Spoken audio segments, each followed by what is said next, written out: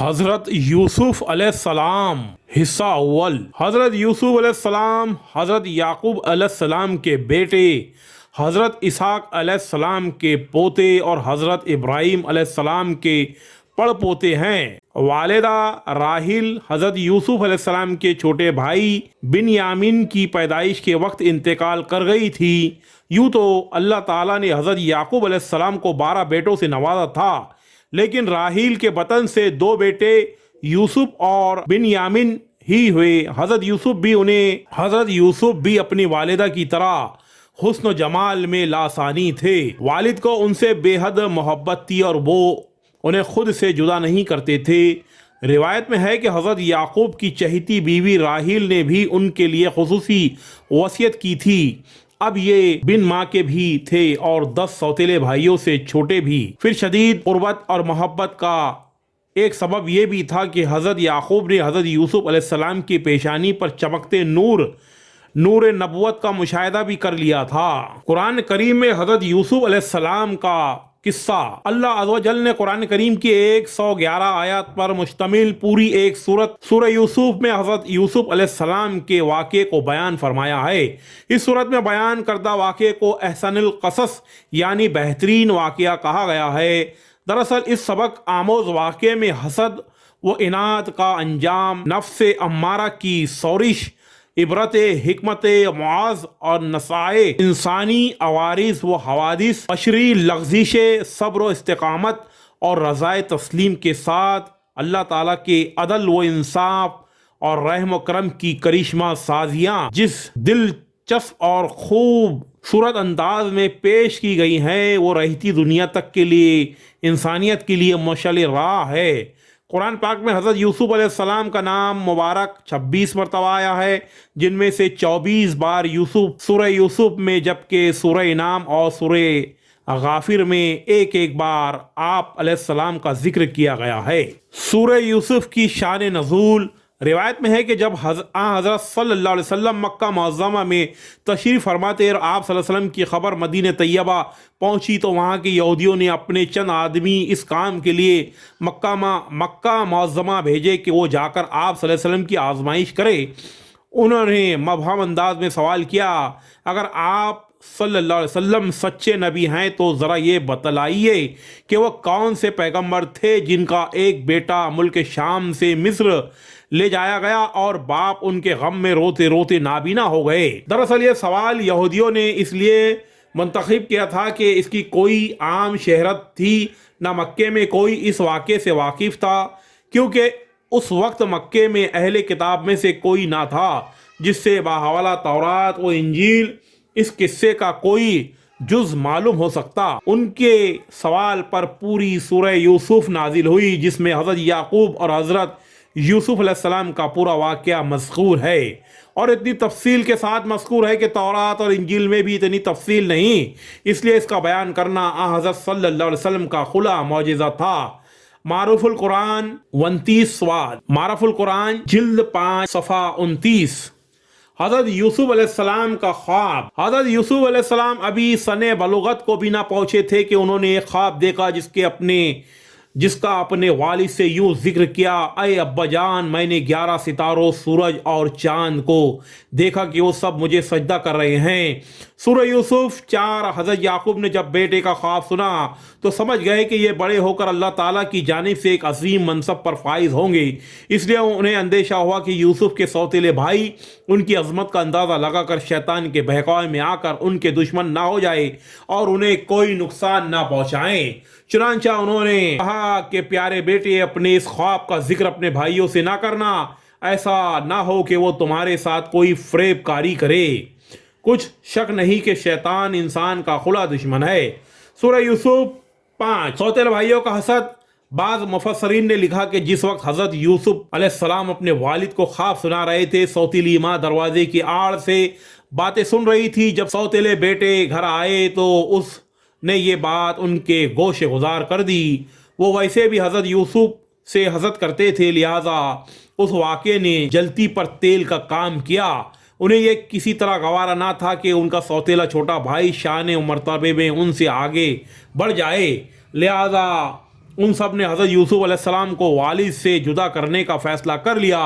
उन्होंने आपस में कहा कि यूसुफ को या तो जान से मार डालो या उसे किसी मुल्क में फेंक आओ, फिर अब्बा की तवज्जो तुम्हारी तरफ हो जाएगी और उसके बाद तुम अच्छी हालत में हो जाओगे। उनमें से एक ने कहा कि यूसुफ कत्ल तो ना करो बल्कि किसी अंधे कुएं की तह में डाल आओ ताकि कोई आता जाता काफिला उसे निकाल कर ले जाए। अगर तुमको कुछ करना ही है तो यूं करो। सूरह यूसुफ आयत 9 से 10। मुफस्सिरीन लिखते हैं कि कुएं में डालने की तजवीज बड़े सौतेले भाई यहूदा ने दी थी। अगले दिन 10 भाई वालिद की खिदमत में हाजिर हुए, कहा अब्बा जान, आखिर आप यूसुफ के बारे में हम पर एतमाद क्यों नहीं करते? हम तो उनके खैर ख्वाह हैं। कल आप इसे ज़रूर हमारे साथ भेज दीजिए कि खूब खाए पिए और खेले। इसकी हिफाजत के हम जिम्मेदार हैं। हज़रत याकूब अलैहिस्सलाम ने कहा कि ये अमर मुझे गमनाक किए देता है कि तुम उसे ले जाओ, और ये भी खौफ है कि तुम खेल में उसे गाफिल हो जाओ और उसे भेड़िया खा जाए। उन्होंने जवाब दिया, हम जैसी ताकतवर जमात की मौजूदगी में भी अगर उन्हें भेड़िया खा जाए तो हम बिल्कुल निकम्मे ही हुए। सूरह यूसुफ आयत 11 से 14। हज़रत यूसुफ अलैहिस्सलाम भाइयों के हमरा। अगली सुबह रवानगी से कबल हज़रत याकूब अलैहिस्सलाम फिर उन 10 बेटों को यूसुफ की हिफाजत की याद दहानी करवाई। हज़रत याकूब काफ़ी दूर तक उनके साथ गए। जब तक वालिद साथ रहे वो भाई को गोद में उठाए रहे, लेकिन जैसे ही वो नज़रों से दूर हुए उन्होंने यूसुफ को गोद से नीचे फेंक कर मारपीट शुरू कर दी। उन सब के दिल पत्थर हो चुके थे। ऐसे में एक बार फिर बड़े भाई यहूदा के दिल में रहम आया। उसने कहा कि इसे कहाँ इस तरह इस बच्चे को ज़ाय ना करो, यहाँ करीब ही एक कुआं है, उसमें डाल दो। अगर किसी सांप वगैरह ने डस लिया तो ये मर जाएगा। अगर ये जिंदा रहा तो शायद कोई भोला बसरा काफिला यहाँ आ जाए और उसे अपने साथ ले जाए। इस तरह तुम्हारा मकसद पूरा हो जाएगा। यहूदा की बात से सब ने इत्तेफाक किया। कुरान पाक में इस तरह बयान किया गया है, फिर जब वो इसको लेकर चले और सब ने मिलकर ठान लिया कि इसे गहरे कुएं की तह में फेंक दें, तो हमने यूसुफ की तरफ वही भेजी कि यकीनन एक वक्त ऐसा आएगा कि तुम उनको उनके इस सलूक से आगाह करोगे और वो तुझे ना पहचानेंगे। सूरह यूसुफ आयत 15। रिवायत में है कि उस वक्त हज़रत यूसुफ अलैहिस्सलाम की उम्र 7 साल थी।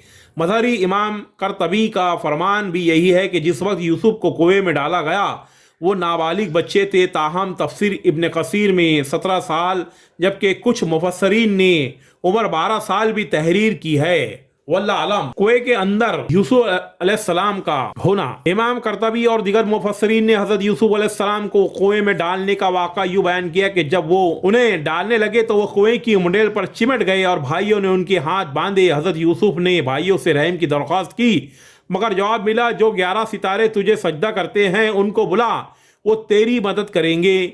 फिर उन्हें एक डोल में रख कर कुएं में लटका दिया। जब निस्फ तक पहुंचे तो डोल की रस्सी काट दी। अल्लाह ताला ने हज़रत यूसुफ अलैहिस्सलाम की हिफाजत फरमाई।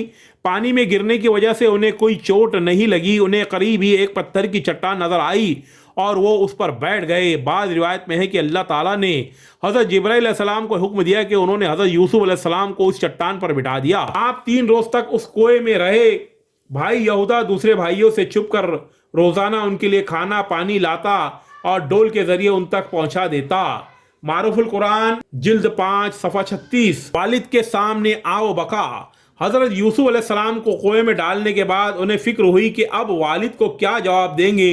चुनांचा उन्होंने एक बकरी ज़बह की और उसका खून हज़रत यूसुफ अलैहिस्सलाम के कुर्ते पर लगाकर इशा के वक्त आब व बका करते हुए वालिद के पास पहुंचे और कहने लगे, अब्बा जान, हम सब तो दौड़ने में लग गए थे और यूसुफ को हमने सामान के पास बिठा दिया था। एक भेड़िया उन्हें खा गया और आप हमारा क्यों यकीन करने लगे, अगरचा हम कितने ही सच्चे हों। सूरह यूसुफ आयत 17। मुफस्सिरीन लिखते हैं कि उन्होंने कमीज को खून में लथपथ तो कर दिया था, लेकिन वो ये भूल गए कि अगर भेड़िया यूसुफ को खाता तो कमीज कैसे सलामत रह जाती। हज़रत याकूब ने कमीज देखकर अंदाजा कर लिया कि ये झूठ बोल रहे हैं। आपने फरमाया, मेरे बेटो, ये कैसे हकीम और अक्लमंद भेड़िया था कि यूसुफ को इस तरह खाया कि कुर्ता कहीं से भी ना फटा और सही सालिम रहा।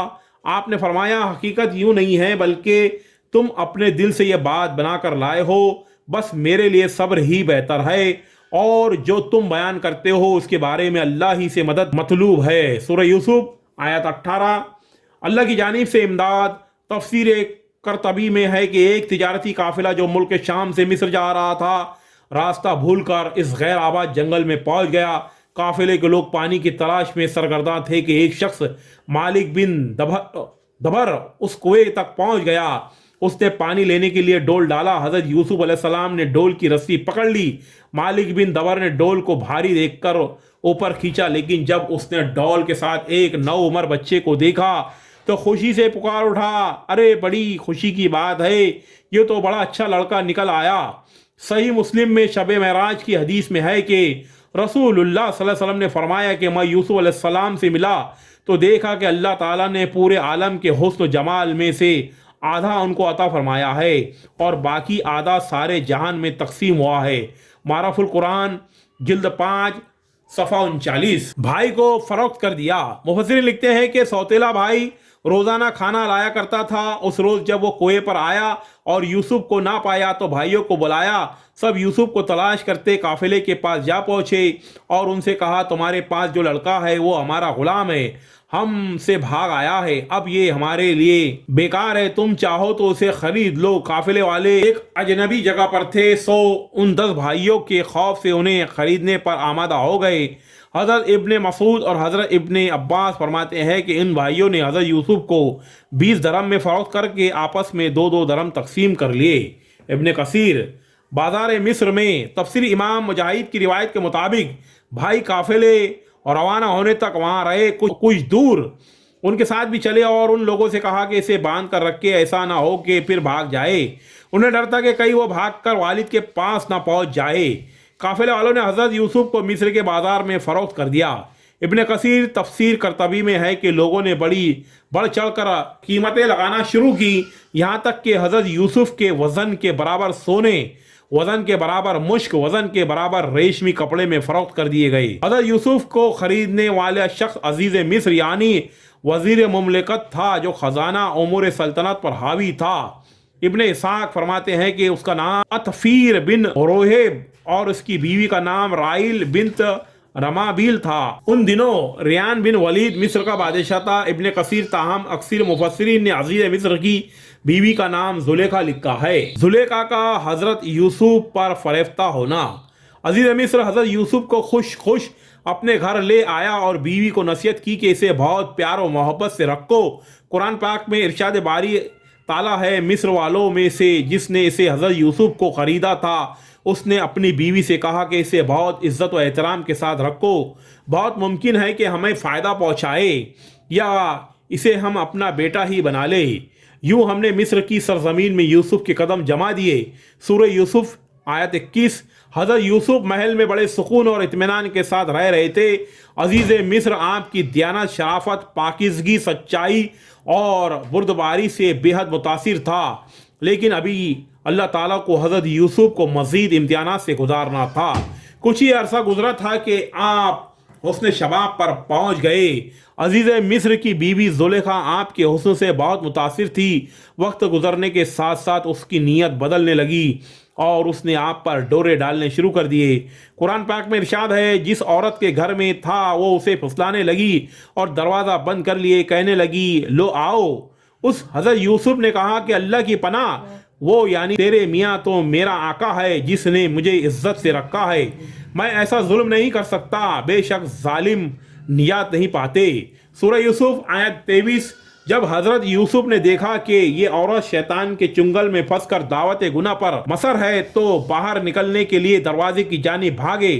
زلیخا پکڑنے کے لیے ان کے پیچھے دوڑی، ان کے قمیص کا پچھلا دامن ان کے ہاتھ میں آ گیا، جسے اس نے اپنی طرف کھینچا تو وہ پھٹ گیا۔ حضرت یوسف باہر نکلے تو سامنے عزیز مصر کھڑا تھا، پیچھے زلیخا بھی باہر آ گئی۔ اس نے شوہر کو دروازے پر کھڑا دیکھا تو معصوم بن گئی اور حضرت یوسف پر الزام لگاتے ہوئے گویا ہوئی، جو شخص تیری بیوی کے ساتھ برا ارادہ کرے تو بس اس کی سزا یہی ہے کہ اسے قید کر دیا جائے اور اسے کوئی دردناک سزا دی جائے۔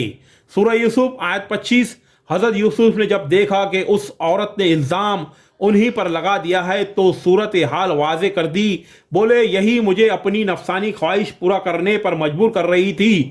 سورہ یوسف آیت 26، عزیز مصر کے سامنے ایک طرف بیوی تھی دوسری، اور جو حضرت یوسف پر بدکاری کا الزام لگا رہی تھی، تو دوسری طرف حضرت یوسف تھے کہ جن کی شرافت، پاکیزگی، صداقت اور سچائی مسلمہ تھی۔ وہ سوچ رہا تھا کہ ان میں سے کون سچا ہے۔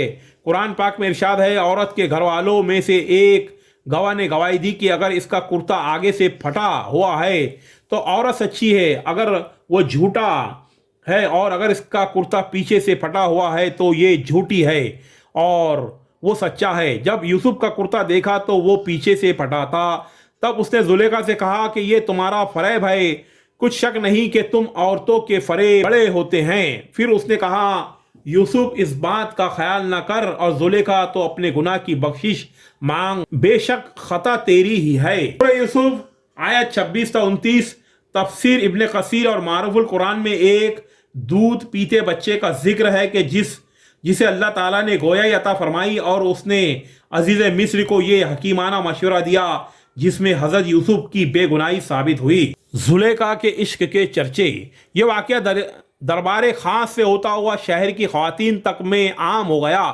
انہوں نے زلیخا کو بدنام اور اسے لعن طعن کرنا شروع کر دیا، جس کا ذکر قرآن کریم میں یوں کیا گیا، اور عورتوں نے شہر میں چرچا کیا کہ عزیز کی عورت اپنے غلام کو چاہتی ہے، اس کی محبت میں فریفتہ ہو گئی ہے، ہم تو اسے صریح غلطی پر دیکھتے ہیں۔ سورہ یوسف آیت 30، زلیخا جب ان عورتوں کے طنز سے تنگ آ گئی تو اس نے ان عورتوں کو اپنے گھر کھانے پر مدعو کر لیا۔ پھر جب سب خواتین کھانے کی دعوت پر آ گئی تو اس نے ان میں سے ہر ایک کو پھل تراشنے کے لیے ایک ایک چھری دی، اور پھر یوسف سے کہا کہ ان کے سامنے چلے آؤ۔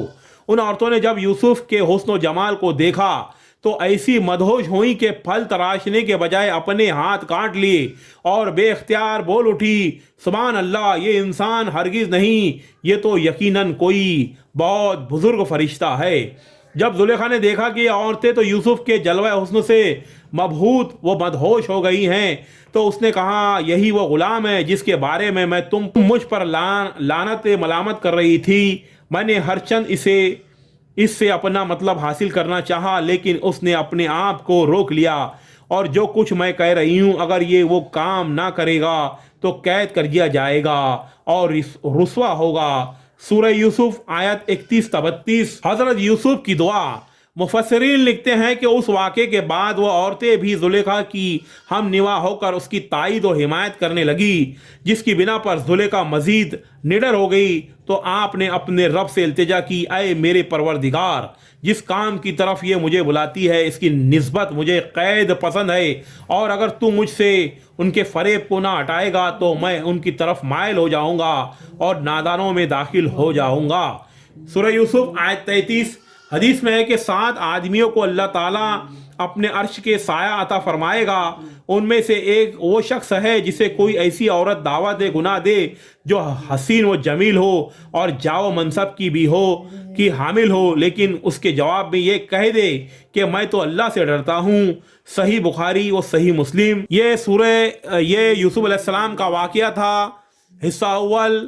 حصہ دوم آپ دوسرے ویڈیو میں ملاحظہ فرمائیں۔ میں زبیر نذیر سر ملتا ہوں نئے ویڈیو میں نئی معلومات کے ساتھ۔ اللہ حافظ۔